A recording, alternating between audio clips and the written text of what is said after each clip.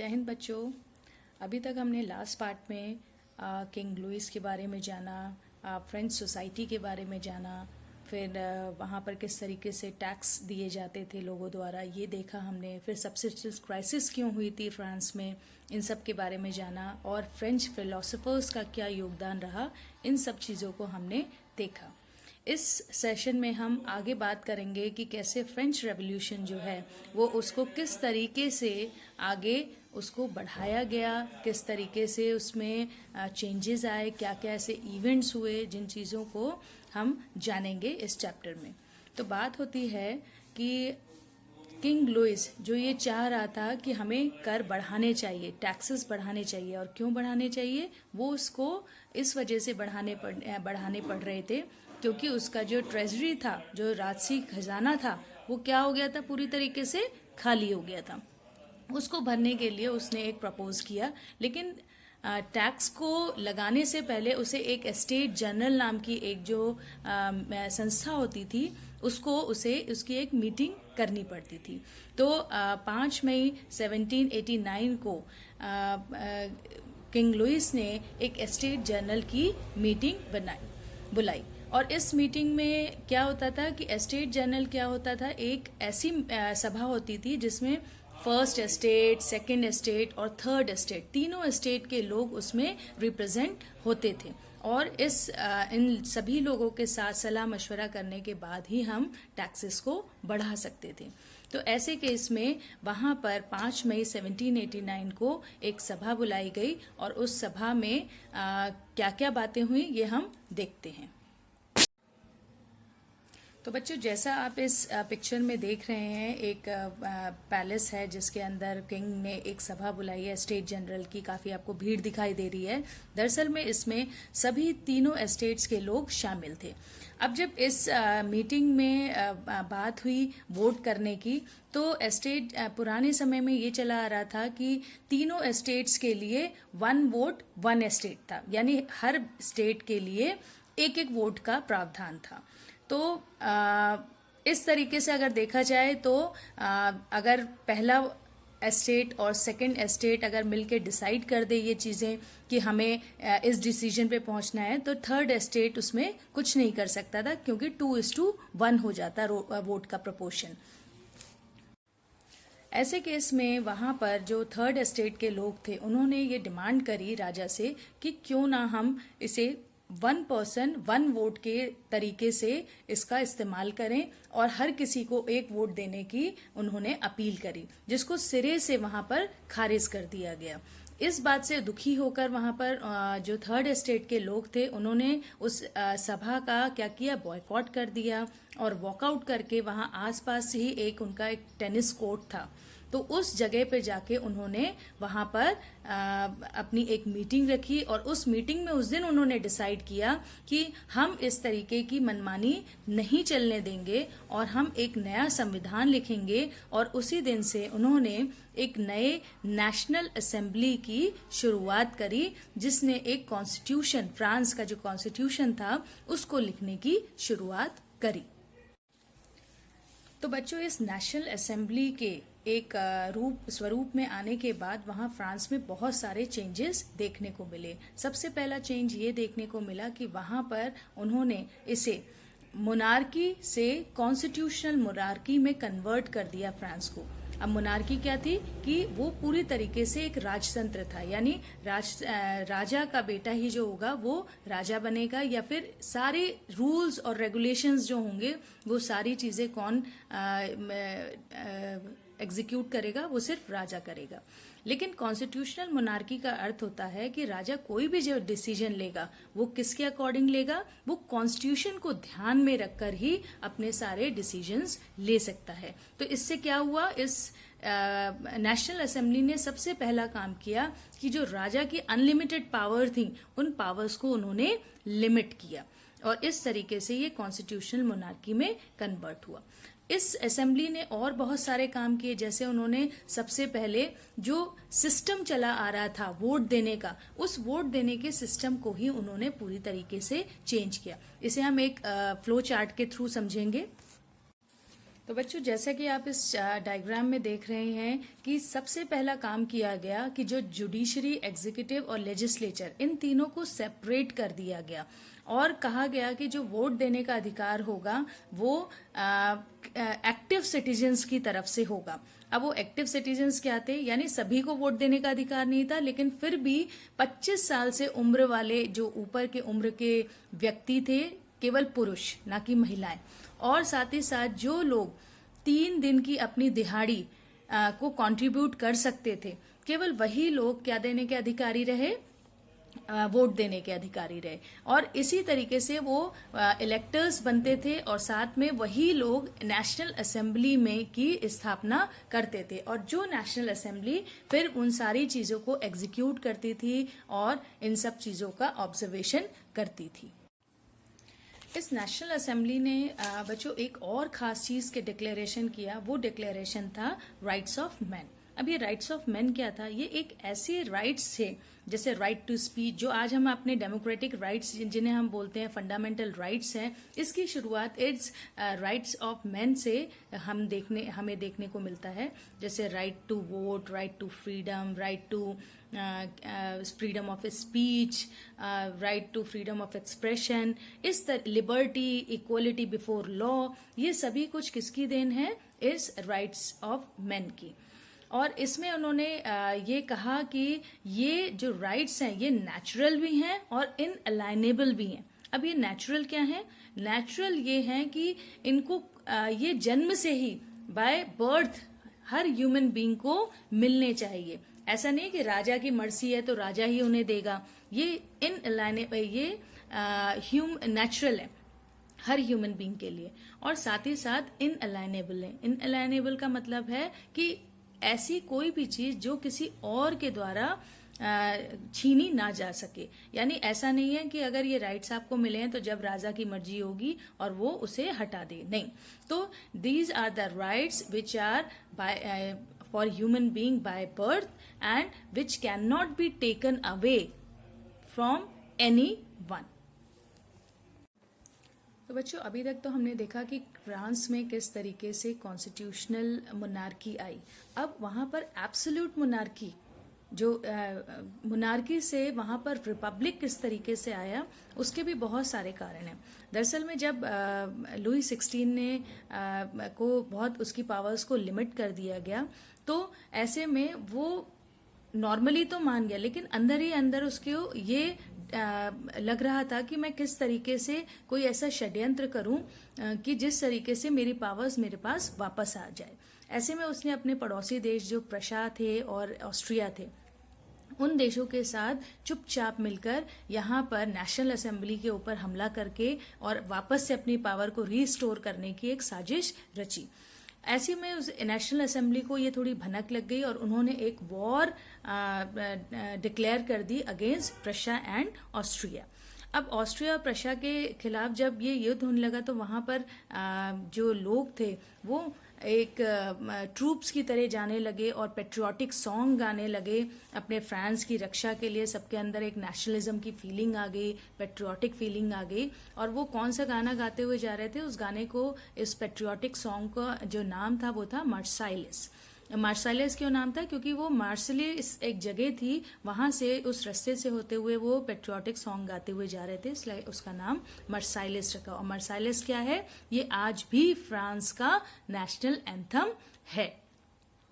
तो ऐसे में वहां पर जो ये हरकतें हो रही थी किंग की तरफ से और नेशनल असेंबलीज के अगेंस्ट से, तो बहुत सारे ऐसे वहां पर पॉलिटिकल क्लब्स बनने लग गए जो राजनीति को जानते समझते और आगे क्या डिसाइड करना चाहिए ऐसी बातें करते थे। उनमें से एक क्लब का नाम था जैकोबिन। ये बहुत फेमस क्लब था फ्रांस का। अब इस क्लब के जो लीडर थे वो थे मैक्सिमिलियन रॉबेस्पियरे। बहुत फेमस हुए मैक्सिमिलियन रॉबेस्पियरे, और उनका जो क्लब था वो दरअसल में जो थोड़े लो स्ट्रेटा के, लेस प्रॉस्पेरस लोगों का जो ग्रुप था, वो इस ग्रुप का या इस क्लब के मेंबर बने। और वो कौन से लोग होते थे, वो अपने आप को, जो हाई स्टैंडर्ड लोग, एरिस्टोक्रेट्स लोग थे, इनसे थोड़ा सा अपने आप को अलग दिखाते थे। और इस वजह से वो अपनी ड्रेसेस भी अलग पहनते थे, उनका तरीका भी अलग था। तो वो नॉर्मली फ्रांस में आपने देखा, फ्रांस क्या है, पेरिस को हम वर्ल्ड फैशन की राजधानी बोलते हैं। तो वहाँ के जो एरिस्टोक्रेट्स थे वो बहुत स्टाइलिश कपड़े पहनते थे, लेकिन जैकोबिन क्लब के सदस्यों ने डिसाइड किया कि हम बहुत सिंपल लोग रहेंगे और सिंप्लिसिटी को करेंगे। इस वजह से उन्होंने एक लंबे लंबे जो फैशन वाले कपड़े होते थे उनकी जगह उन्होंने ट्राउजर्स पहनने लगे। मैं आपको दिखाती हूँ। तो आप देख सकते हैं कि जो जैकोबिन क्लब के जो सदस्य थे वो इस तरीके के कुछ कपड़े पहनते थे और लंबे लंबे लॉन्ग स्ट्राइप्स वाले ट्राउजर्स पहनते थे, और इनका नाम इन्होंने रखा था सैंस कुलोट्स। सैंस कुलोट्स क्या था? तो ये सैंड कुलोट्स क्या थे? ये इस तरीके की ड्रेसेस थी जो विदाउट नी ब्रीचेस होती हैं। नी ब्रीचेस यानी लंबे लंबे जो शूज पहन के अपने नी तक पहनते थे, उनके अलग होती हैं। तो इस तरीके से जैकोबिन क्लब्स काफी फेमस हुआ उस समय, और जिस तरीके से लुई 16 ने ये ऐसा एक षड्यंत्र रचा था, इसलिए 1792 में ये उसने नेशनल असेंबली ने या एक कोर्ट में ये चीज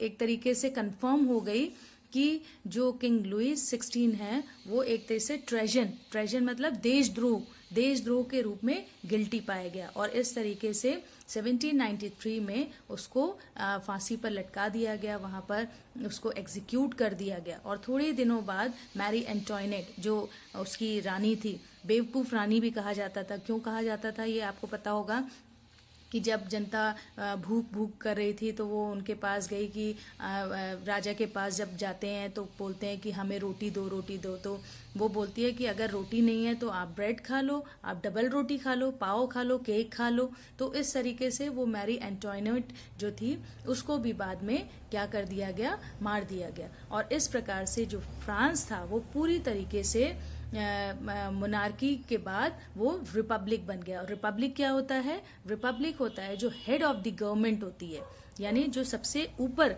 टॉप पे जो व्यक्ति होता है वो क्या होता है? इलेक्टेड होता है। तो now France becomes monarchy to republic. बच्चों अब हम जानेंगे रेन ऑफ टेरर। ये बहुत ही इंपॉर्टेंट आपका टॉपिक है। अक्सर इस पे डायरेक्ट क्वेश्चन भी आ जाता है, इनडायरेक्टली रॉबर्सपियर के ऊपर शॉर्ट नोट आ जाता है, जैकोबिन क्लब के ऊपर आ जाता है, और साथ ही साथ रेन ऑफ टेरर के ऊपर एक शॉर्ट क्वेश्चन भी आ जाता है।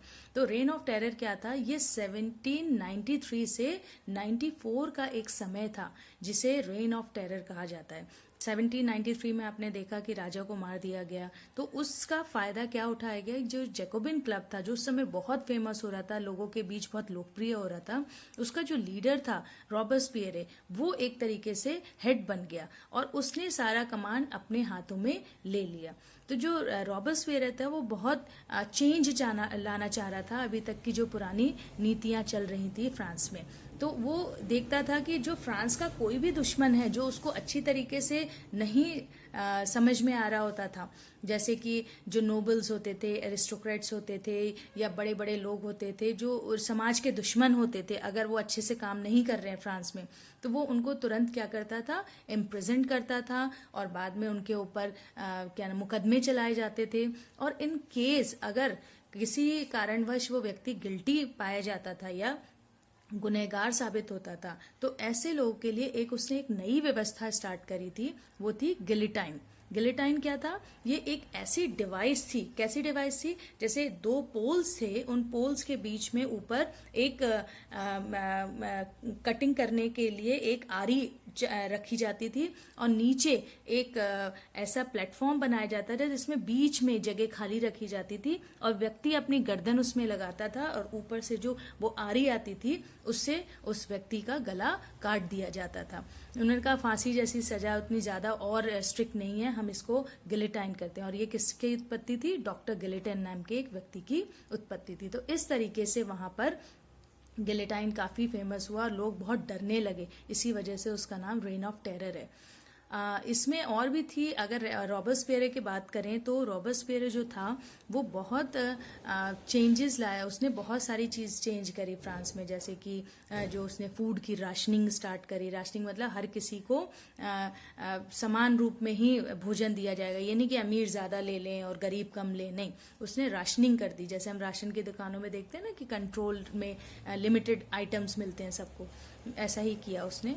और साथ ही साथ उसने इक्वलिटी ब्रेड, एक बहुत इंपॉर्टेंट चीज़ है, वरना क्या होता था कि बड़े लोग तो बहुत अच्छे अच्छे केक्स खाते थे और गरीब जनता एकदम मोटे अनाज खाती थी। तो उसने कहा कि इक्वलिटी ब्रेड मिलेगी जो सबके लिए बराबर होगी। इसके अलावा उसने बहुत सारे और भी चेंजेस किए, जैसे जो सर और मैडम यानी मॉन्जोर और बोला जाता था वहाँ के उनको एरिस्टोक्रेट्स लोगों को, उसने कहा ऐसा कुछ भी नहीं होगा, हम सभी लोग फ्रांस के नागरिक हैं। तो उसने एक सिटोयन शब्द और सिटोयनी, 2 वर्ड्स उसने ये इस्तेमाल किए और पूरे राज्य में एक तरीके से इक्वालिटी लेकर आया। वो कौन था? रॉबर्सपियर। लेकिन रॉबर्सपियर चूंकि बहुत ज़्यादा आक्रामक था और वो लोगों से बहुत ज़्यादा मतलब स्ट्रिक्टनेस करता था, तो थोड़े दिनों बाद क्या हुआ कि लोगों को वो स्ट्रिक्टनेस भी पसंद नहीं आने लगी और इस कारण से उन्होंने क्या किया, उसी को एग्जीक्यूट कर दिया गिलोटिन के थ्रू। तो इस तरीके से रॉबर्सपियर का रेन ऑफ टेरर का अंत होता है। तो बच्चों अब हम देखेंगे इस टॉपिक में कि डायरेक्टरी रूल क्या था।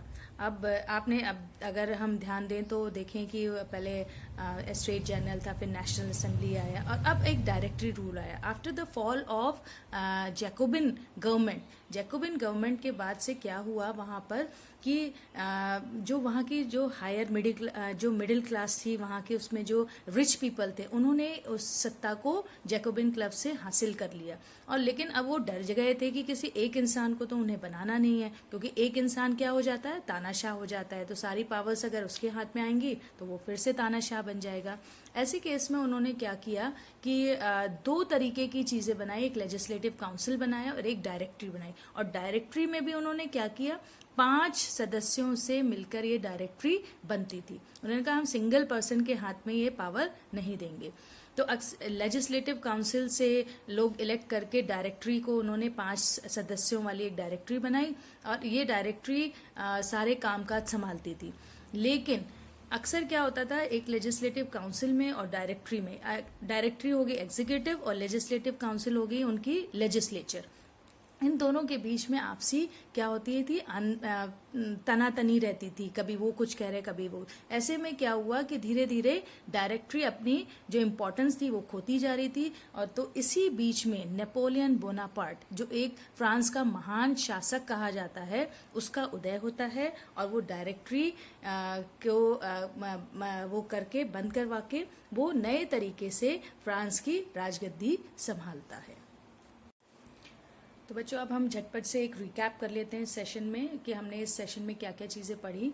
तो सबसे पहले हमने देखा कि लुई 16 जब टैक्स प्रपोज करना चाह रहा था तो उसके लिए उसने एस्टेट जनरल की एक मीटिंग करी। उस एस्टेट जनरल में क्या होते थे, तीनों एस्टेट के लोग होते थे, सबको एक एस्टेट को एक वोट दिया जाता था। लेकिन वहाँ पर जो थर्ड एस्टेट के लोग थे उन्होंने ये एक नई उन्होंने डिमांड करी कि अब ऐसा करते हैं, 1 वोट 1 पर्सन करते हैं, जिससे डिसाइड हो जाएगा कि हमें क्या करना चाहिए। पर वहाँ लुई 16 ये ऐसा चाहता नहीं था, इस वजह से उसने उनकी डिमांड खारिज कर दी और ऐसे में वो लोग वहाँ से वॉकआउट करके या बॉयकॉट करके वहाँ से टेनिस कोर्ट में जाके उन्होंने एक नई मीटिंग बनाई जिसका नाम उन्होंने रखा नेशनल असेंबली।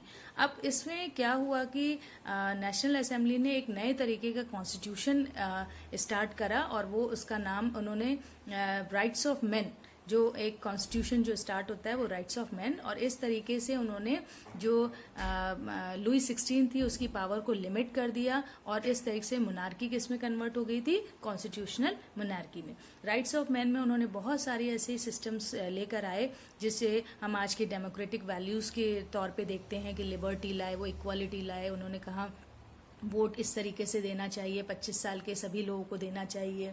फिर उन्होंने कहा कि इक्वालिटी बिफोर लॉ होनी चाहिए। तो ऐसी बहुत सारी चीज़ें थी जो उन्होंने करें। इसके बाद हम देखते हैं कि किस तरीके से वहाँ पर जो राइट्स ऑफ मैन थे वो नेचुरल इनअलाइनेबल थे। इसके बाद वहाँ पर क्या हुआ कि अबॉलिशन ऑफ मोनार्की कैसे हुआ, पूरी तरीके से वो क्यों हटी, क्योंकि जो लुई 16 है वो बहुत गुपचुप तरीके से काम करना चाह रहा था, षड्यंत्र करना चाह रहा था वापस से अपनी पावर को लेने के लिए, पर उसमें वहाँ पर लोगों ने उनके खिलाफ वॉर कर दी, प्रशा और ऑस्ट्रिया के खिलाफ, और फिर इस तरीके से राजा को क्या कर दिया गया, ट्रेजन के रूप में उनको डिसाइड ये मान लिया गया कि ये देशद्रोह के गिल्ट हैं, और उन्हें गिलिटिन नाम की जो एक नई वो बनाई गई थी जैकोबिन क्लब द्वारा, जो एक जैकोबिन क्लब, उसमें आपको मैंने बताया था कि जिसमें रॉबर्सपियर उसके हेड थे, उन्होंने बहुत सारे चेंजेस लाने की कोशिश करी। सैन क्लोटोस, इसमें एक वर्ड आया था सैन क्लोट्स, ऐसी वो ड्रेसेस पहनते थे जो बड़े लोगों से अलग दिखते थे और वो पेट्रियाटिक बहुत फीलिंग रखते थे। तो इस तरीके से वहाँ पर राजा को मार दिया गया, थोड़े दिनों बाद रानी को मार दिया गया, और इस तरीके से वो पूरा की पूरा मोनार्की जो थी वो कन्वर्ट हो गई रिपब्लिक में। अब हेड ऑफ द गवर्नमेंट कौन होता था, जो वहाँ का हेड होता था, इलेक्टेड होता था। इसके बाद हमने देखा कि कैसे वहाँ पर Jacobian rain of terror start हुआ, यानी रॉबर्ट मैक्सपियर का बहुत सारा योगदान, उन्होंने बहुत स्ट्रिक्टनेस करने लगे, वो लोगों को गिलेटिन करने लगे, और इससे तंग आके लोग उनसे खुद ही दुखी हो गए, और उन्होंने अंत में उन्हें भी क्या कर दिया गया, उन्हें भी गिलेटाइन कर दिया। इसी के साथ साथ वहाँ पर डायरेक्टरी रूल की शुरुआत हुई। डायरेक्टरी रूल कैसे आया, जैकोबिन क्लब जब नीचे गिरी तो उसको हथियाने के लिए वहाँ पे जो बड़े क्लासेस के लोग थे उन्होंने वो ले लिया, और उन्होंने एक नई डायरेक्टरी स्टार्ट करी जो 5 लोगों से मिलके बनी हुई थी। और फिर लेकिन वहाँ भी वो अच्छे से काम नहीं कर पा रही थी, क्योंकि लेजिस्लेटिव काउंसिल और उनके बीच में कुछ ना कुछ मतभेद होता रहता था। इस कारण से वहाँ पर एक नई उनकी उत्पत्ति हुई, वो हम आगे पढ़ेंगे किसके बारे में, नेपोलियन बोनापार्ट के बारे में। तो that's all with this session. यहाँ तक अब जो नेक्स्ट सेशन है वो हम नेक्स्ट पार्ट में करेंगे। Thank you.